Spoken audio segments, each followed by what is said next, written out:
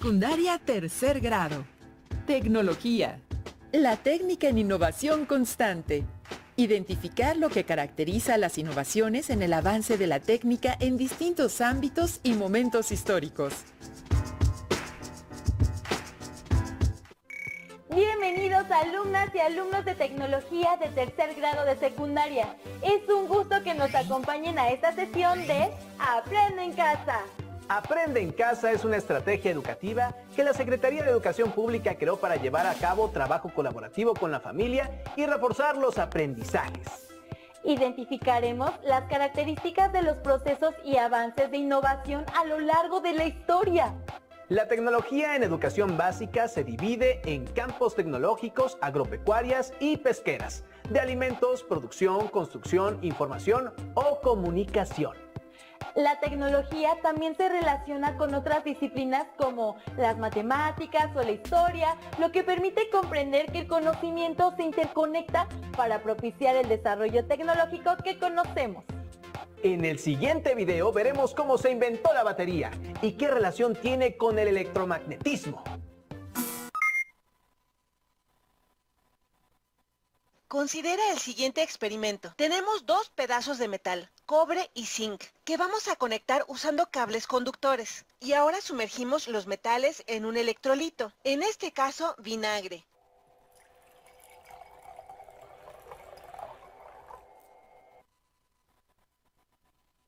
Observarán que se forman burbujas alrededor del zinc, pero no en el cobre. Los metales lucen diferentes de esta manera. Si ahora unimos los cables que conectan a ambos metales, algo cambia. Se empiezan a formar pequeñas burbujas alrededor de la terminal de cobre. Pareciera que algo es jalado del zinc a través del cable y resulta que este es un flujo de carga eléctrica. Conforme los electrones son jalados lejos del zinc, hacia el cobre, a través de la ruta conductora de los cables. Imaginen este flujo como resultado de un desequilibrio de cargas o presión eléctrica entre los dos metales. Comparemos la descarga instantánea que observamos con los experimentos de electricidad estática. A finales del siglo XVIII, Alessandro Volta había estado investigando este efecto. Más importante aún, se dio cuenta de que si se encadenaban estas celdas, se amplificaba este flujo de carga. Y para 1800, él simplificó más aún las cosas, eliminando la jarra que estaba proporcionando más electrolitos de los necesarios. Él escribió que algunas docenas de discos de cobre, por ejemplo estas monedas, junto con un número igual de piezas de zinc, él preparó pedazos de material esponjoso capaces de retener agua. Así que emparejó un pedazo de cobre con un pedazo de zinc, siempre con el mismo orden, y siempre ponía un pedazo de material húmedo entre estos discos. Y continuó haciendo esto hasta tener una columna lo más alta posible, sin que se cayeran. Esto es famosamente conocido como la pila voltaica, la primera batería o pila en la historia en tener un flujo continuo de carga eléctrica o corriente. Si se agregaban más celdas, aumentaba la presión eléctrica de la corriente, resultaban en el aumento de la presión eléctrica en ambos extremos. Y la presión eléctrica fue uno de los primeros términos para referirse a lo que ahora conocemos como voltaje, llamado así en honor a Volta. Si ambos cables en los extremos de la pila se tocan de forma directa, podremos observar una serie de choques o chispas. Al principio, el uso de la corriente eléctrica como método de comunicación no fue algo obvio inmediatamente. Solo se observaban chispas y burbujas. Una idea fue usar la presencia de burbujas para representar letras, y el telégrafo de burbujas usó este método, aunque involucraba 26 circuitos diferentes, uno para cada letra, y se basaba en el hecho de que la batería o la pila que proporcionaba la corriente podía colocarse alejada de las jarras o de los recipientes que contenían las terminales que producían las burbujas. Fue un invento ingenioso, aunque no muy práctico, y nunca se usó. Pero pronto todo cambiaría, después de una famosa demostración en 1819. se encontró que si pasábamos un cable cerca de una brújula y conectábamos este cable a una pila, en el instante en el que el cable hace contacto con la pila, se movía la aguja, sin tener contacto físico alguno. La única explicación era que la corriente que era llevada por el cable creaba un campo magnético temporal. A esto le siguieron varias pruebas para descubrir la dirección de este campo. Primero se pensó que apuntaba a lo largo del cable que llevaba la corriente, o quizá emanando hacia afuera del cable, de la misma manera que viaja el calor. Pero después se descubrió que estaba viajando alrededor del cable, en círculos perpendiculares. Así que un lazo de cable crearía un campo magnético que apunta a través del centro de este lazo, girando hacia afuera. Esto se convirtió en un galvanómetro, que se diseñó para detectar y medir corriente eléctrica. Simplemente era un rollo de cable o una bobina con una brújula suspendida en el centro. Cuando se aplicaba corriente eléctrica a la bobina o al cable enrollado, se creaba un campo magnético al centro del cable, rodeándolo por afuera, de manera que la aguja siempre apuntaba de forma perpendicular a la dirección de la fuerza, que se encontraba en equilibrio a ambos lados de la aguja. Y mientras más fuerte era la corriente, más grande sería el movimiento o el desplazamiento de la aguja. Y para 1824, William Sturgeon demostró una forma de aumentar la fuerza de este campo, simplemente enrollando un cable conductor alrededor de un pedazo de acero, que podría ser un clavo. Se podría amplificar la fuerza magnética porque el acero es un mejor medio para apoyar la formación de un campo magnético. A esto le llamamos permeabilidad. Y al enrollar varias veces el cable alrededor del clavo, se puede aumentar la fuerza del campo miles de veces. Esto se conoce como un electroimán.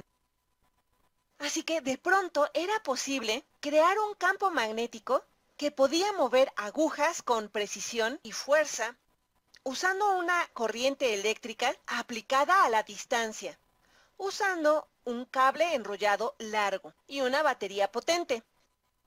En ese entonces, nuestra comprensión de la información estaba en sus inicios. Las personas pensaban en la información de un mensaje como el número de letras en un mensaje. Así que la meta era intuitiva: ver quién podía encontrar una forma rápida de transmitir letras. Y quien tuviera el sistema más rápido, entonces podría reducir el costo por mensaje para el receptor usando este sistema. Y una mina de oro esperaba para aquella persona que lograra hacer esto primero. Existen diferentes tipos de baterías, por ejemplo, de plomo ácido, de níquel cadmio y de iones de litio. Su utilidad es diversa: para el encendido de un automóvil, para que funcione el control remoto de la televisión o para que encienda un teléfono celular. La innovación de la técnica se observa también cuando ocurren conflictos bélicos. Aunque sabemos es mejor promover una cultura de paz entre las personas, comunidades, estados y países. Veamos el siguiente video. La Gran Guerra, que posteriormente fue conocida como la Primera Guerra Mundial, enfrentó a las naciones con intereses imperialistas. Grandes potencias como Gran Bretaña, Francia y Alemania, entre otros, deseaban dominar los recursos económicos de las colonias en Asia y África y someter a otros países. Una de las consecuencias de este enfrentamiento militar a gran escala fue que la industria de estos países se puso al servicio de la guerra y crearon armas que eran más rápidas y mortíferas, como ametralladoras, granadas, tanques, aviones, buques y submarinos e incluso armas químicas.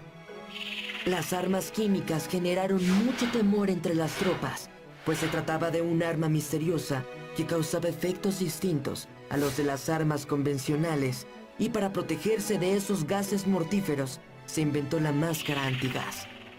Francia fue uno de los países que utilizó sustancias químicas durante la Primera Guerra Mundial.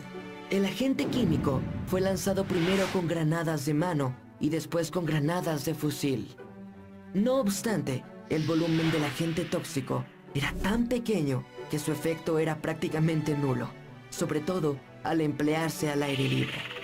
En enero de 1915, durante la batalla de Bolimov, Polonia, los alemanes lanzaron contra las tropas rusas miles de proyectiles que contenían bromuro de sililo, un gas lacrimógeno, pero las bajas temperaturas impidieron que el gas se vaporizara y el ataque fracasó. Fue hasta 1915, durante la segunda batalla de Ypres, en Bélgica, que las armas químicas dieron el resultado esperado. Debido a que el gas es volátil, para evitar dañar a sus propias tropas, los alemanes esperaron a que el viento soplara hacia su enemigo y lanzaron 170 toneladas de gas cloro contra esas trincheras. De este modo, consiguieron formar una gran nube amarilla de cloro que afectaba a la respiración de los soldados y después de largos minutos de agonía, morían ahogándose en sus propios fluidos corporales. Al mirar esa nueva forma de ataque, los soldados huyeron despavoridos. Este uso de gases químicos tóxicos por Alemania causó gran consternación, pues no solo producía daños físicos, sino también psicológicos. Por eso, fue necesaria la protección a gran escala contra los gases.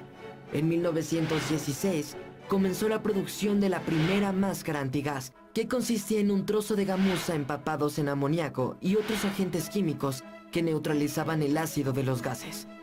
La tecnología mejoró rápidamente, proporcionando a los soldados máscaras más efectivas con filtros de carbón para neutralizar el veneno. El desarrollo de las armas químicas continuó durante la tercera batalla de Ypres. Los alemanes utilizaron unos 50.000 proyectiles cargados con el agente químico que fue bautizado como hiperita. Este agente químico también fue conocido como gas mostaza por el olor de sus vapores. Pero la hiperita no es un gas, sino un líquido que en contacto con la piel no produce heridas inmediatas, aunque después de varias horas aparecen lesiones, por lo que los combatientes en un primer momento no se daban cuenta que habían estado expuestos a una sustancia tóxica. Las máscaras con filtros de carbón no eran efectivas contra la hiperita, por lo que los soldados debieron protegerse con prendas impermeables. Al término de la Primera Guerra Mundial, varias naciones desarrollaron industrias de armamento, incluidas armas químicas. Por ese motivo, la Sociedad de Naciones organizó la Conferencia para la Supervisión del Comercio Internacional de Armas y Munición en Ginebra en 1925. Allí se firmó el Protocolo de Ginebra, que prohíbe el uso de armas biológicas y químicas. No obstante, estas armas continúan desarrollándose a pesar de que se han establecido nuevos protocolos. Recientemente, el grupo terrorista Estado Islámico utilizó hiperita en un intento por controlar territorios de Irak y Siria. ¿De qué manera la humanidad podría aprender de su historia para evitar el uso de estas armas? Como vimos, la guerra es atroz y con ella se han desarrollado técnicas en la construcción de armas y vehículos militares. ¿Qué situaciones favorecieron el desarrollo de la técnica en la construcción de armas? Escriban en su carpeta de experiencias las características innovadoras que identificaron en el video. Veamos algo más sobre el tema. En la historia, el tiempo se relaciona con los acontecimientos de la humanidad. Los historiadores utilizan la cronología para distinguir el antes y el después de estos acontecimientos. En orden cronológico podemos decir cómo hemos cambiado por las cosas que nos han sucedido. Cuando perdimos nuestro primer diente, cuando obtuvimos el certificado de primaria o cuando nos cambiamos de casa. Pero no todo cambia. También hay cosas que permanecen, que se mantienen constantes y que siguen formando parte de la historia. Por ejemplo, nuestra lengua materna, creencias o valores y algunas formas de vida. Con estas dos nociones, cambio y permanencia, podemos contar nuestra historia y la de la humanidad. Antes de la Revolución Industrial, se utilizaban carruajes tirados por caballos sobre caminos de tierra. Durante la Revolución Industrial, la aparición de la locomotora y el desarrollo del ferrocarril revolucionaron el transporte. Con la aparición del automóvil, se hizo necesario modernizar los caminos, transformando el paisaje. Una consecuencia de la industrialización fue que las ciudades se convirtieron en el centro de la actividad económica. Los trabajadores migraron del campo hacia ellas.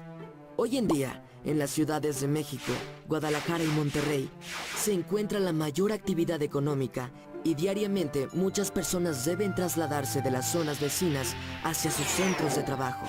La migración internacional a gran escala fue otro cambio histórico que comenzó con la industrialización.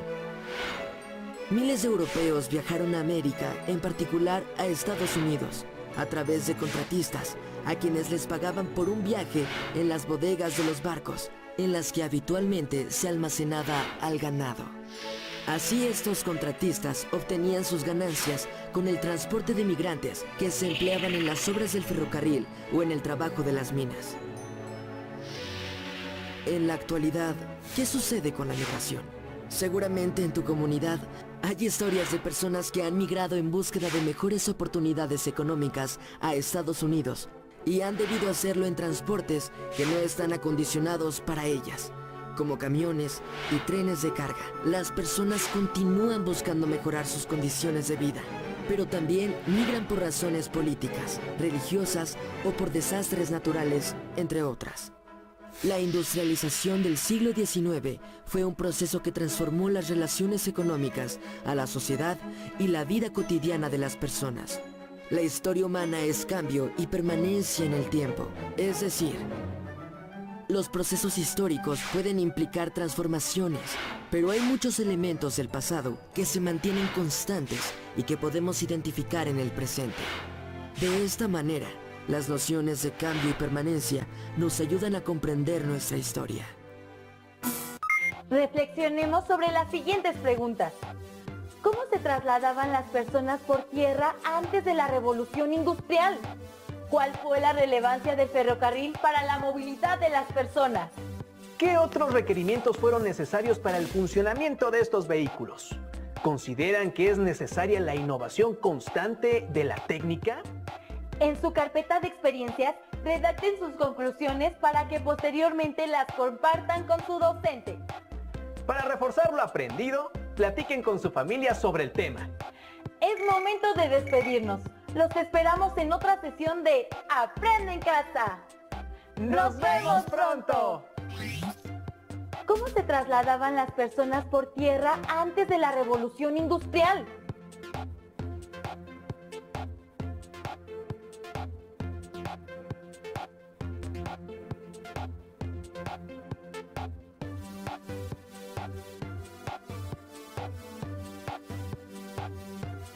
¿Cuál fue la relevancia del ferrocarril para la movilidad de las personas?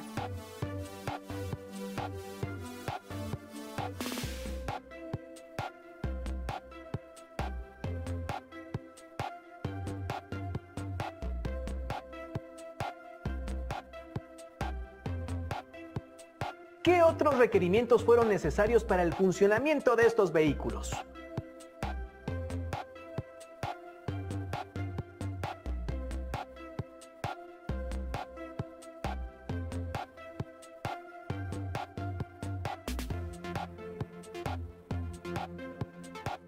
¿Consideran que es necesaria la innovación constante de la técnica?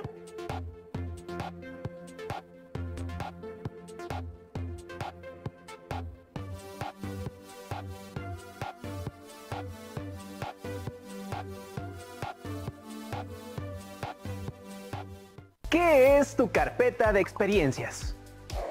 Es una carpeta, sobre o folder que puede contener tus escritos, dibujos, reflexiones, poemas, cuentos o notas, procedimientos y resultados de los problemas que vayas resolviendo.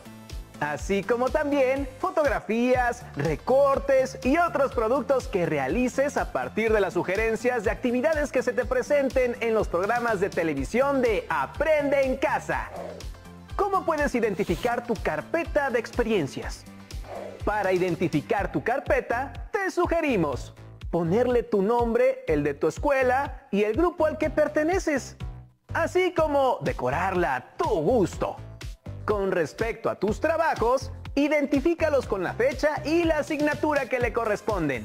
Recuerda que en tu carpeta también hay un lugar importante para las narraciones de las experiencias que hayas vivido en casa con tu familia durante estos días de contingencia.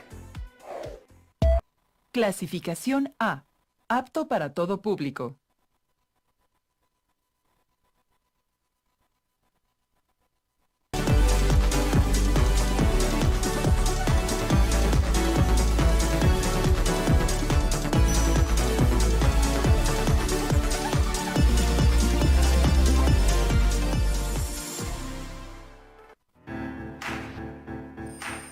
Secundaria tercer grado. Artes. Música. Sonidos para acompañar el ritmo de una canción. Que las alumnas y los alumnos escuchan distintas canciones para seguir el ritmo con los sonidos que pueden producir con diferentes partes de su cuerpo. ¿Qué tal, alumnas y alumnos de tercer grado de secundaria? Sean bienvenidas y bienvenidos a la programación de Aprende en Casa. Esta es una propuesta diferente para que desde sus hogares ustedes puedan acercarse a los contenidos de las asignaturas y áreas del grado que cursan. Sin duda, estos contenidos les serán de mucha ayuda para su crecimiento personal, así como para su desarrollo académico y en general, para enriquecer sus relaciones con todas las personas que les rodean. Es por ello que las y los invitamos a compartir esta información y aprovechar las oportunidades que les brinda la tecnología, sin salir de su casa. Para entrar en materia, con el tema de esta sesión les proponemos revisar un tema que seguramente les interesa a todas y a todos. Nos referimos a seguir el ritmo de las canciones que les gustan, con diferentes partes de su cuerpo. En otras palabras, a que utilicen sus cuerpos como emisores de voz y sonido de percusión corporal para acompañar el ritmo de una pieza musical. La escucha atenta de los sonidos que les circundan les permitirá profundizar en la comprensión de los objetos, las personas y de todo lo que está a su alrededor, porque dependiendo de sus características será su sonido. No suena igual la madera que el metal, el vidrio o el cuerpo humano. Así es, también les permite almacenar un sonido para evocarlo. Es decir, saber cómo suena aunque no lo escuchen en ese preciso momento. Como por ejemplo, el sonido de una campana, una noche lluviosa o un silbido. Cada sonido lo pueden asociar casi de inmediato a una imagen en su pensamiento. A través del siguiente video les mostraremos muchos de los sonidos que las y los acompañan día con día. Si quieren, mantengan los ojos cerrados para que vayan adivinando la fuente que los produce. Recuerden poner en práctica la escucha atenta.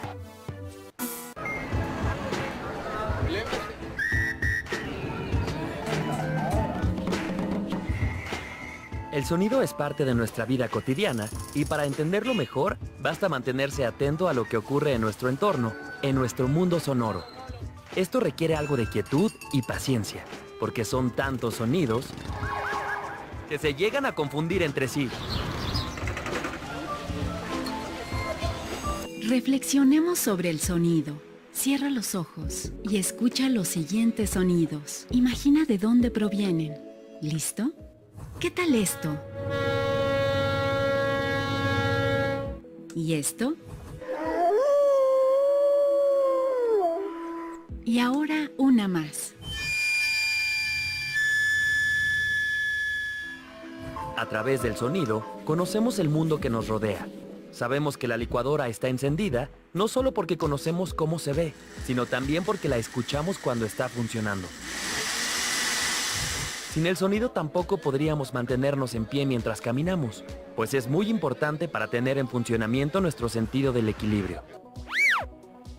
Mucho menos podríamos saber en dónde está la avenida más próxima cuando nos extraviamos, pues el sonido de los vehículos sirve como referencia para el sentido de la ubicación. Los sonidos que escuchamos y que conocemos a lo largo de nuestra existencia son nuestra experiencia de vida, son nuestro diario sonoro. Elaboremos un diario sonoro. Te propongo que durante una semana escuches atentamente los sonidos a tu alrededor y lleves un registro de cada uno de ellos. No olvides responder a la pregunta, ¿qué siento cuando escucho esos sonidos? Anota las sensaciones que experimentas al escucharlos o el estado de ánimo que te producen. ¿Te has preguntado alguna vez de dónde vienen los sonidos? El sonido se produce cuando los objetos vibran y esas vibraciones viajan por el espacio en forma de ondas sonoras. Estas vibraciones se propagan a través del aire, el agua o los objetos. Lo contrario al sonido es lo que conocemos como el silencio. El sonido y el silencio representan la base de la música. Es decir, la música consiste en la combinación de diferentes sonidos entre los que existen fragmentos de silencio. Cada sonido tiene sus propias características, también conocidas como cualidades sonoras: altura, duración, intensidad y timbre. La duración es una cualidad del sonido que se refiere al tiempo que permanece y que puede ser largo si dura mucho. Por el contrario, si el sonido dura poco, entonces se conoce como corto. La altura es otra cualidad del sonido y no se refiere al volumen, sino a lo agudo o grave de un sonido. También se conoce como nota o tono. Si el sonido vibra rápido, entonces es agudo. Si la vibración que se produce es lenta, entonces se trata de un sonido grave. Hola, buenas tardes. La intensidad se refiere a la fuerza, mayor o menor, con que se produce el sonido. Se le conoce también como volumen y puede ser ¡fuerte! O bien ¡Suave! ¡Suave! el timbre es el color específico de cada objeto o instrumento sonoro, principalmente por su tamaño, el material de que está hecho y el tipo de frotación que se le haga. Veamos el siguiente ejemplo.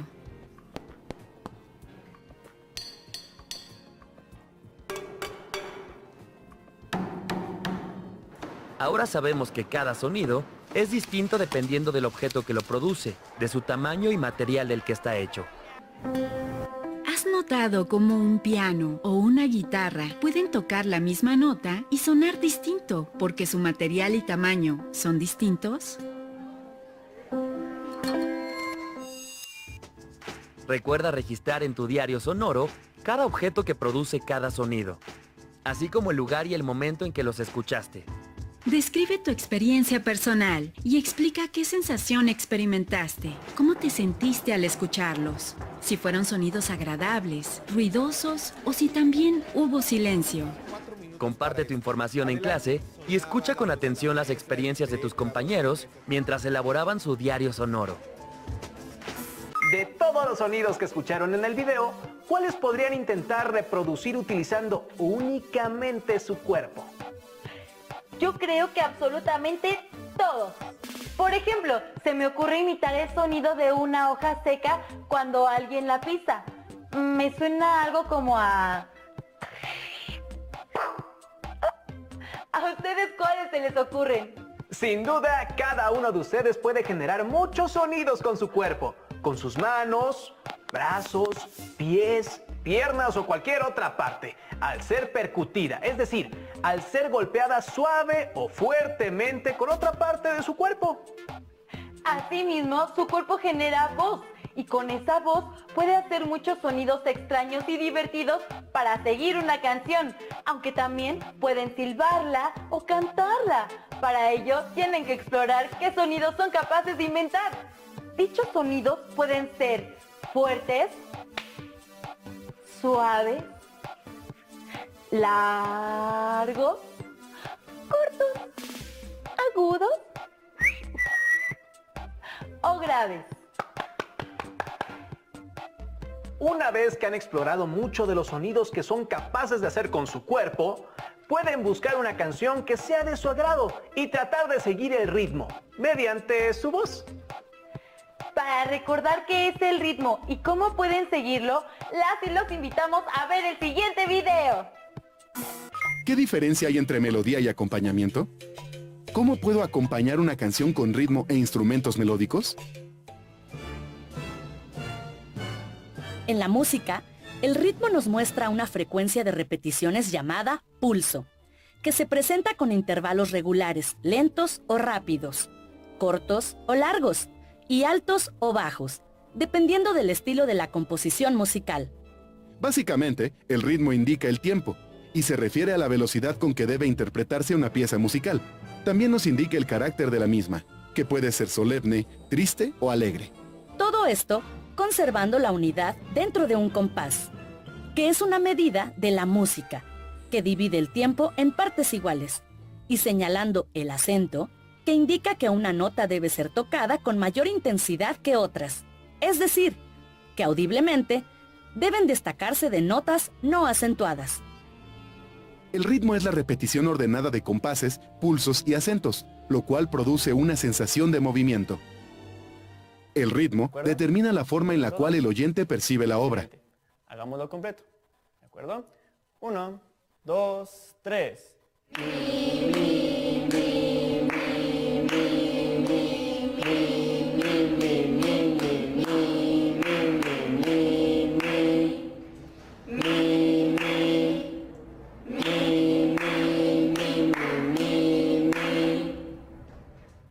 Excelente, chicos, muy bien hecho.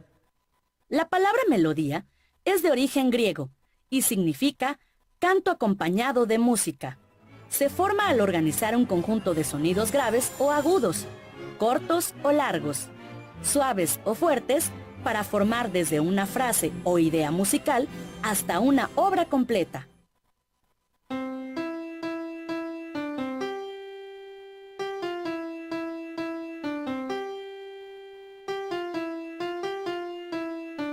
Para que una melodía se entienda, hay que conjuntar sonidos, sean pocos o muchos, pero en ciertas reglas de organización para que el resultado pueda ser musical y armonioso, ya que una de las finalidades es crear sonidos musicales gratos al oído humano.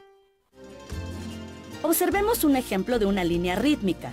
Tiene sonidos cortos y largos, y si le agregamos alturas, que son sonidos graves o agudos, se convierte en una melodía.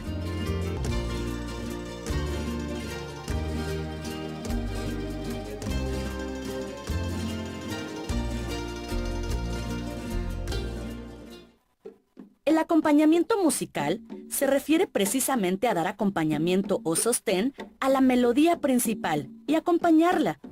Esto puede hacerse con otras melodías que le den soporte, o bien por medio de acompañamientos rítmicos, por ejemplo, con congas que llevan el pulso. También existen los acompañamientos armónicos, que dan soporte a la melodía a través de la formación de los acordes, que en conjunto dan armonía a la pieza musical. Los acordes son la combinación simultánea de 3 o más sonidos diferentes. Ahora, vamos a acompañar la canción de Cielito Lindo. Pero primero, empecemos por aprender la melodía. Ya conocen, se llama Cielito Lindo.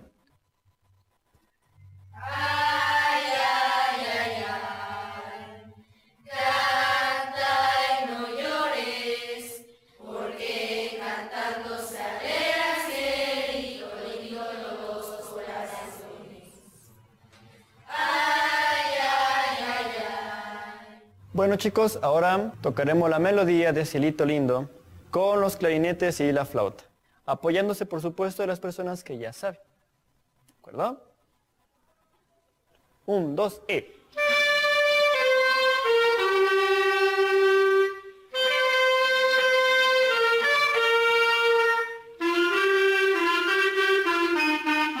Es conveniente que quienes tocan algún instrumento anticipadamente estudien y aprendan a tocar la melodía. De este modo, cuando unos alumnos la cantan, otros la tocan. Ahora, veamos cómo el coro y los instrumentos de aliento llevan la melodía.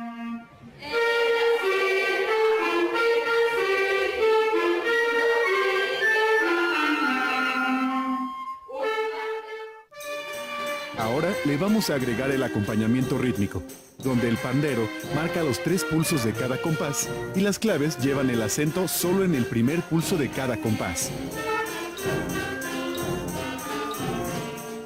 Espero que hayas seguido con atención todo el proceso.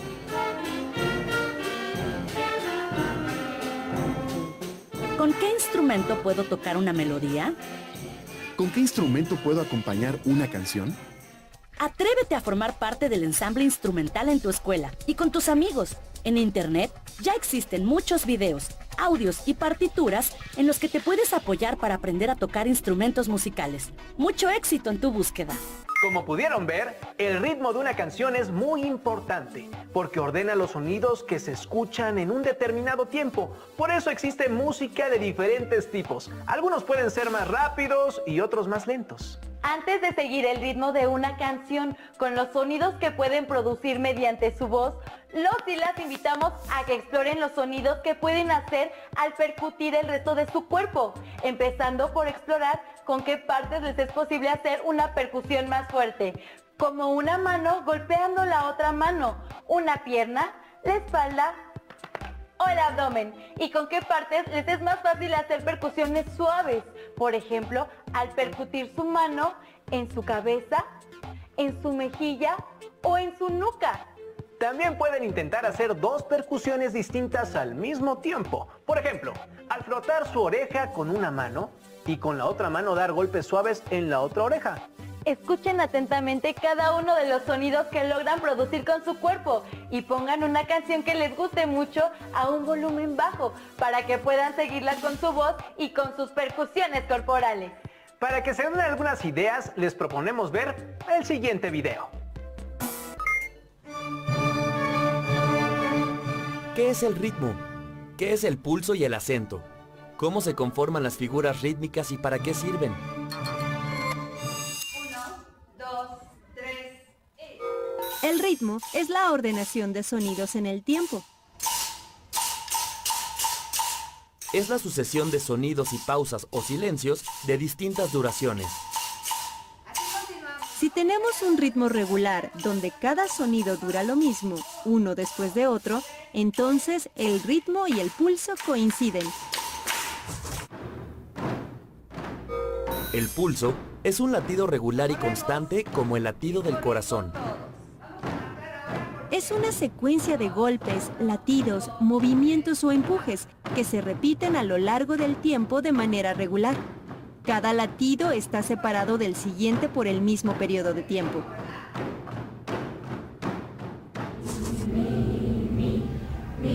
Cuando agrupamos las pulsaciones, tenemos un compás. El compás es el medio con que se ordena el ritmo. Siempre agrupa a los pulsos en paquetes de 2, 3, 4 o más pulsos según la medida de compás. 1, 2, 3, 4. Cada compás es una unidad. En la notación musical, cada compás se representa con líneas verticales divisorias llamadas líneas de compás. El compás agrupa a los pulsos de tal forma que el primer tiempo de cada compás sea un acento, esto es, un tiempo fuerte. Vamos. Mi, mi. Si el acento ocurre cada 2 tiempos, es decir, si tenemos un tiempo fuerte y uno normal alternados, el compás se llama binario.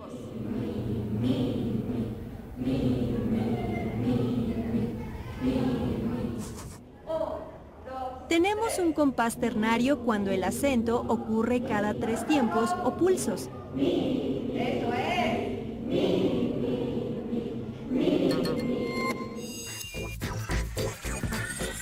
La figura es la representación gráfica de la duración de una nota. A cada símbolo corresponde una duración específica. ¿Quién me puede decir cuál es el valor o figura musical que dura 4 tiempos? Redonda, 4 tiempos. 1, 2, 3, 4. 1, 2, 3, 4. Blanca, 2 tiempos.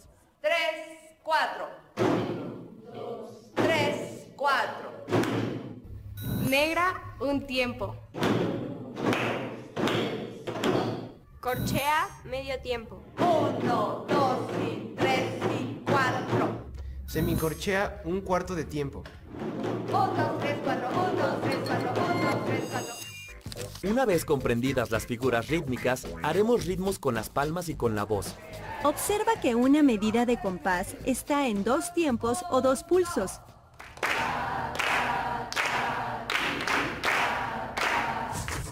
La siguiente línea está en 3 pulsos o tiempos.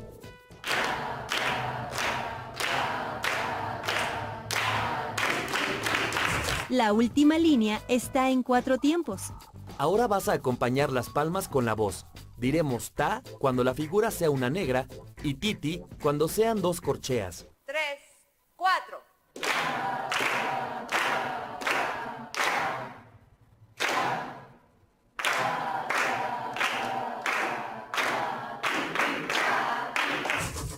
Ahora con la línea rítmica de 2 tiempos, vamos a cambiar las sílabas ta y titi por animales.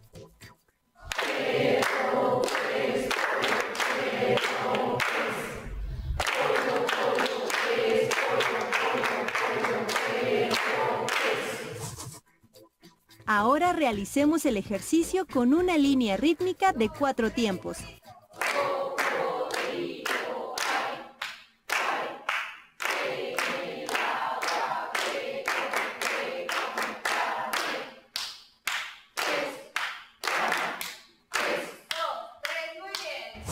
Dicen otros animales como...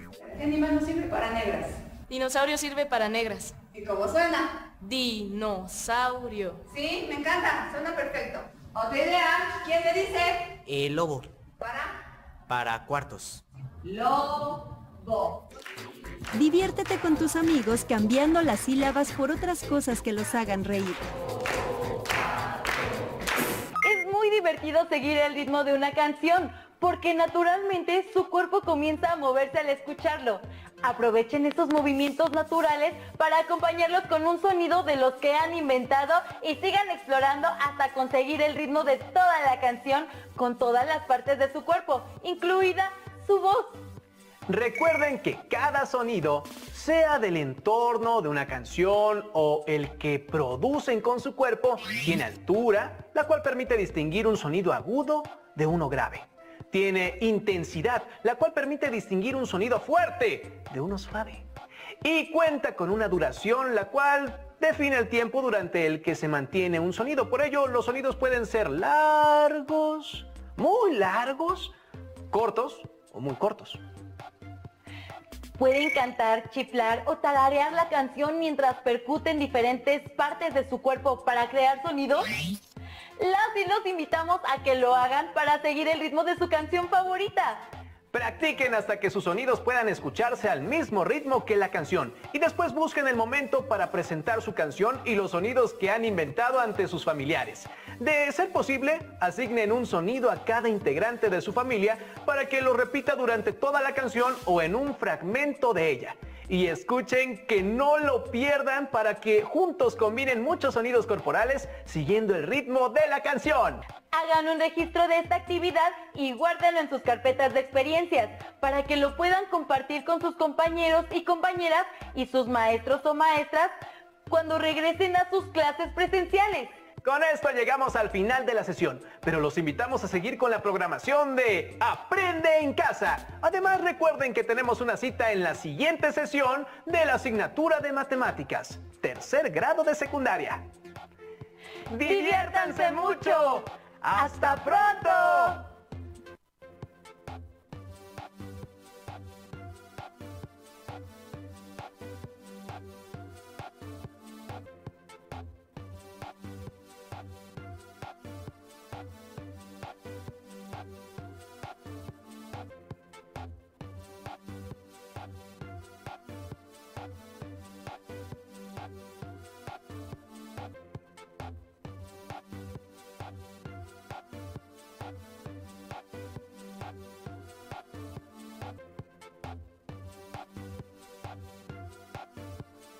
Clasificación A. Apto para todo público.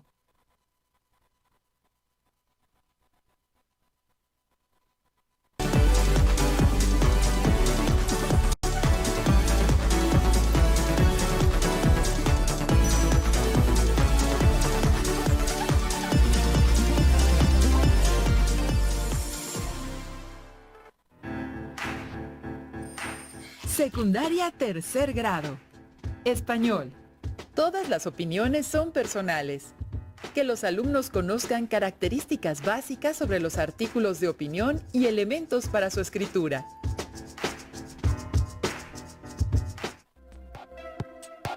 Sean bienvenidas y bienvenidos a un programa más de Aprende en Casa. Es un gusto acompañarlos a través de esta iniciativa de la Secretaría de Educación Pública para que a través de la señal de televisión puedan reforzar aprendizajes.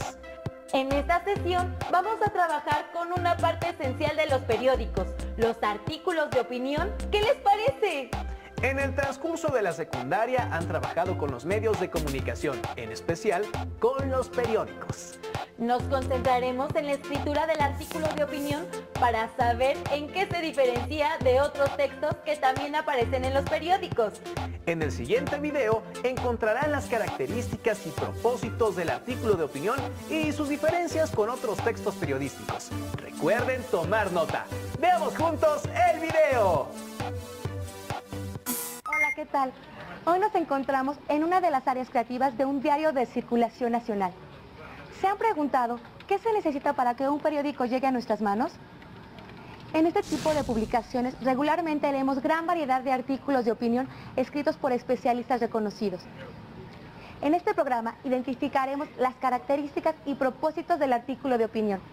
La escritura de este tipo de texto no es tarea fácil, por eso consultaremos a un especialista para que nos oriente sobre cómo elaborarlo.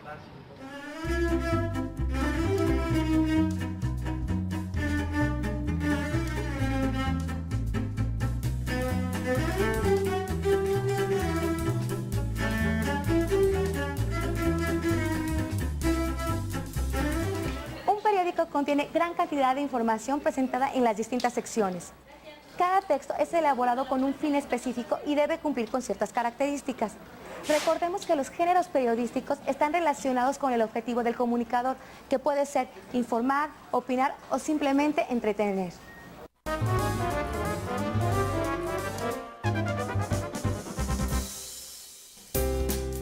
La nota informativa, por ejemplo, parte de acontecimientos recientes considerados como noticia.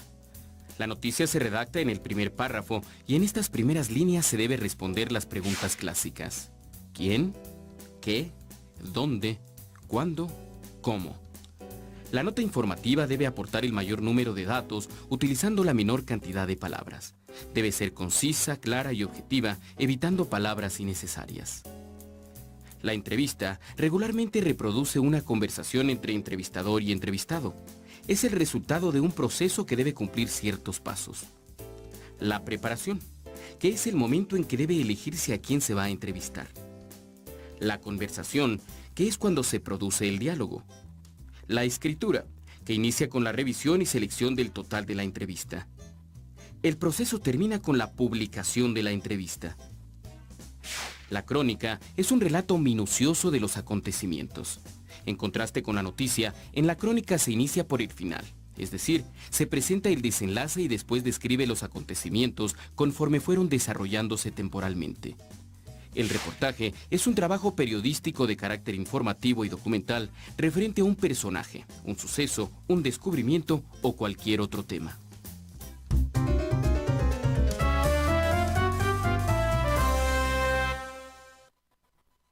Este breve recorrido por algunos géneros periodísticos nos ayuda a identificar las características de cada tipo de texto para establecer las diferencias respecto al artículo de opinión.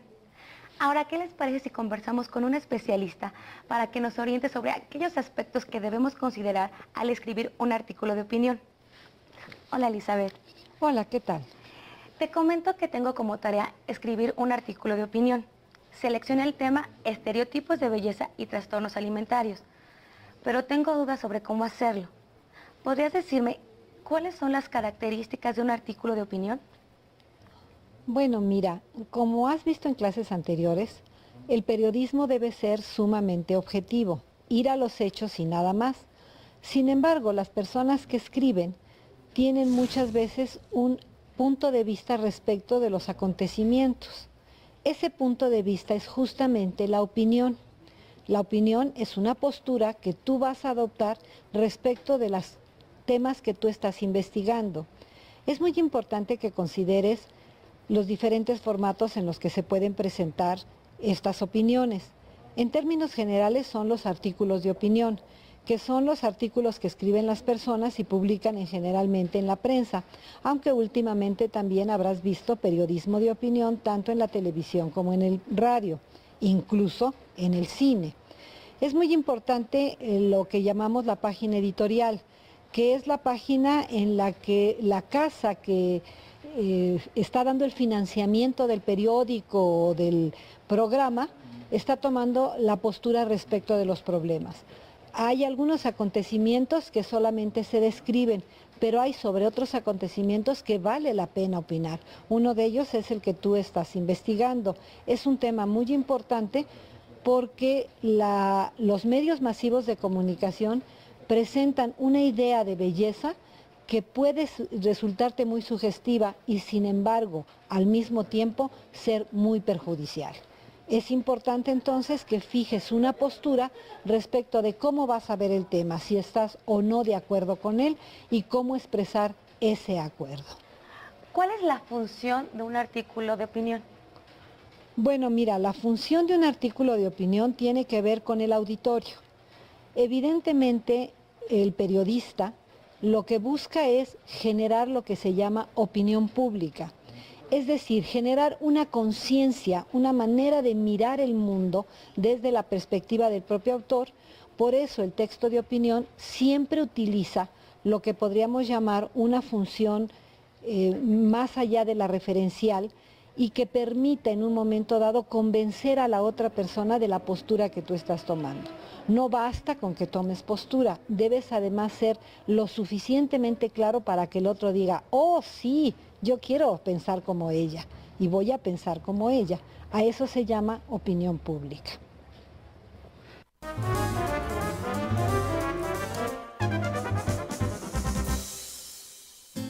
El artículo de opinión es un género periodístico que se caracteriza por reflejar la interpretación que su autor, quien tiene absoluta libertad al escribir y exponer su postura ante el tema tratado. Sin embargo, no todos los artículos de opinión son iguales. Hay distintas modalidades de este género periodístico. Una es la columna, en la que su autor tiene absoluta libertad para emitir sus juicios y lo hace en un periódico en donde cuenta con una ubicación y una periodicidad fijas. Otra modalidad es el editorial, en el que la publicación manifiesta públicamente su postura sobre asuntos de trascendencia social o política y no va firmado.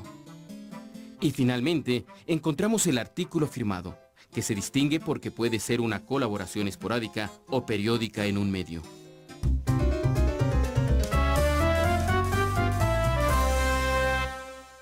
¿Qué temas son más comunes para escribir un artículo de opinión?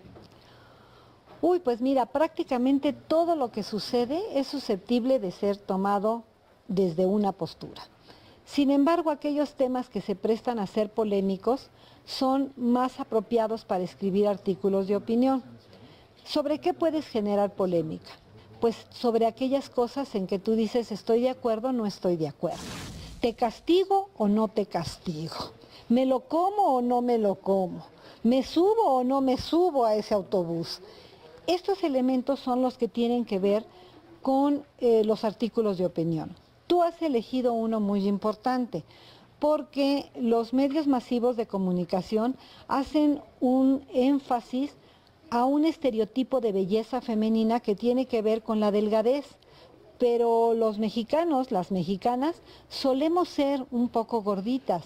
Ahí hay un punto muy polémico.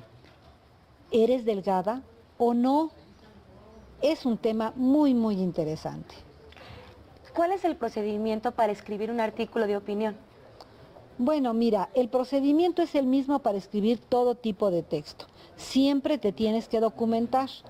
Pero en este caso hay un elemento fundamental. Cuando tú estás planeando lo que vas a escribir, es muy importante que tomes un punto de vista respecto de las cosas, que adoptes una postura.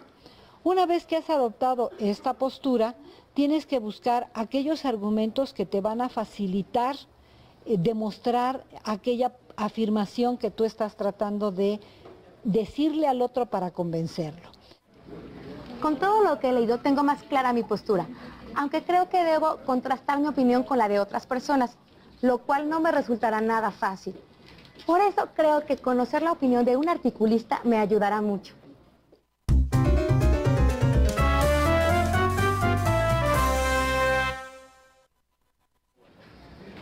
Nos encontramos con Víctor Torres, coordinador de opinión del periódico Excelsior. Hola, Víctor. ¿Qué tal? Buenas tardes. ¿Sobre qué temas escriben los articulistas? Bueno, tantos temas como secciones hay en el periódico. Las secciones que conforman Excelsior es la sección primera, que es política, toda la política nacional. La sección adrenalina, que es la sección deportiva. La sección comunidad, que es esta que nos está recibiendo, que es la de asuntos metropolitanos. Y cultura también.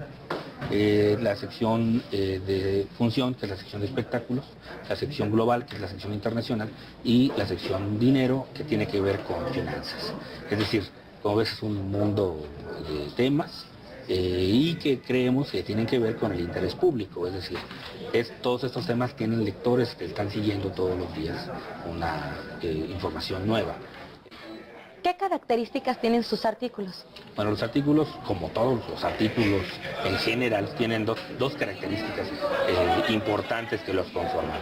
Uno es información, es decir, información nueva, datos que al público le puedan interesar, pero sobre todo opinión. En ese sentido, el artículo tiene mucho que ver con el ensayo, por ejemplo. El ensayo es este género en donde interviene solo la perspectiva personal de la persona que lo está escribiendo, pero el artículo está nutrido además por datos que pueden enriquecerlo y que al lector le pueden resultar de interés también, por supuesto.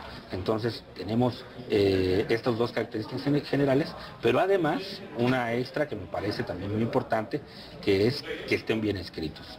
¿Cómo decidimos que estén bien escritos? Bueno, eso ya es un criterio subjetivo, pero sí hay, por supuesto, parámetros para decir que un columnista, un articulista, tiene una pluma de calidad, digamos, un oficio que que ha llevado a cabo durante tanto tiempo, que lo hace legible. ¿Qué quiere decir esto?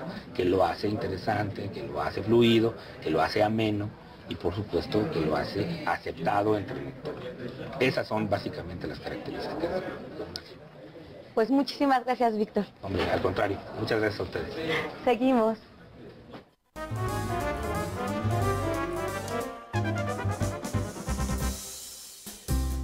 Las principales fuentes de información son las bibliotecas y hemerotecas, en donde podemos consultar libros, periódicos y revistas. En la Filmoteca encontramos todo tipo de material fílmico como reportajes, entrevistas o imágenes de películas.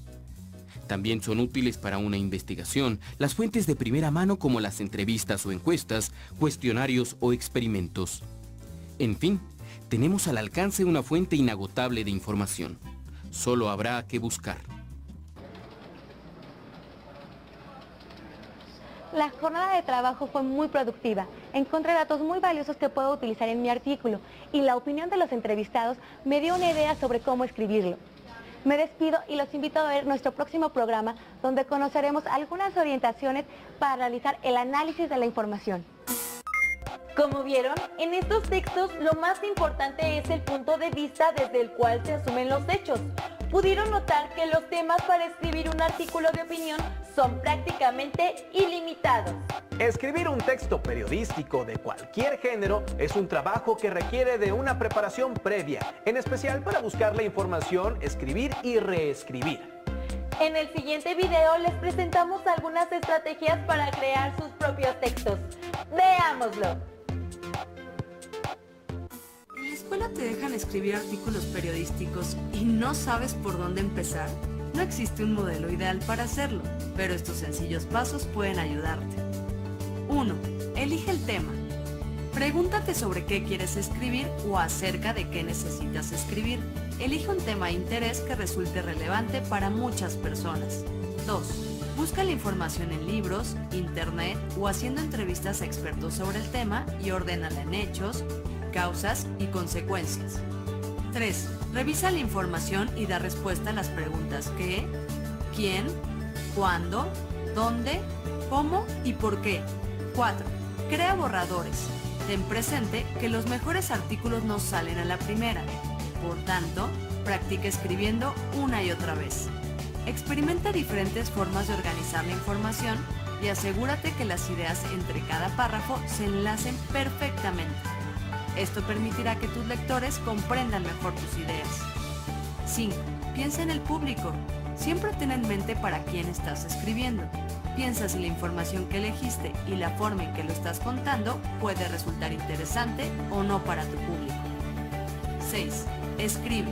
A partir de los borradores que hiciste, redacta tu artículo y dale formato al texto final. Al finalizar de redactar tus ideas, elige un título corto y original. El título será tu primera forma de atraer a tus lectores. Y no olvides que la ortografía es esencial para comunicar correctamente tus ideas. Una recomendación extra: de ser posible, antes de tener tu versión final del artículo, pide a alguien más que lo lea y te explique lo que entendió. Es una buena manera para confirmar que estás transmitiendo la información que deseas.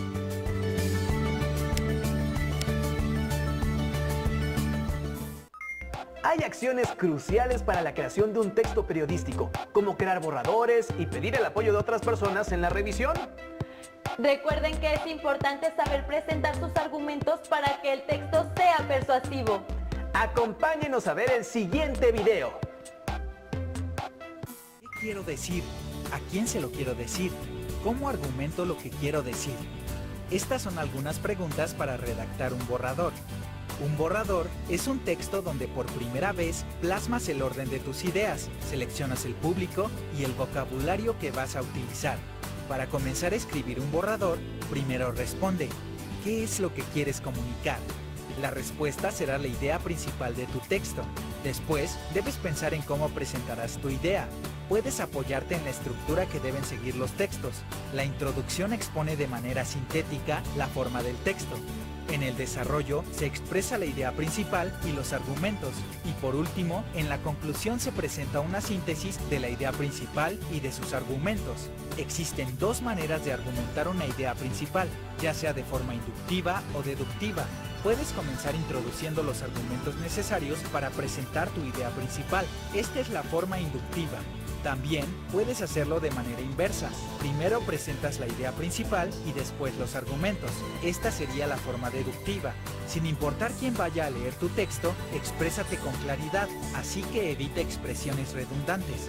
Mientras más claro sea el vocabulario del borrador, más sencillo será trabajar en la versión final del texto. Una vez que tus ideas estén en orden y bien estructuradas, tu borrador está listo para ser pulido y convertirse en un gran texto.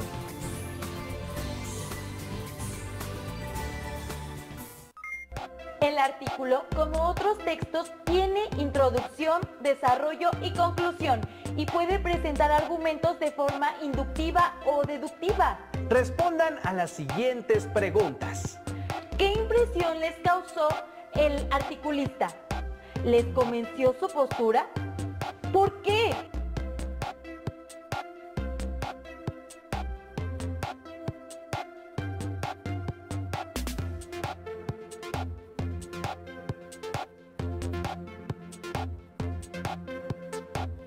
¿Cómo presenta sus argumentos? ¿De forma deductiva o inductiva?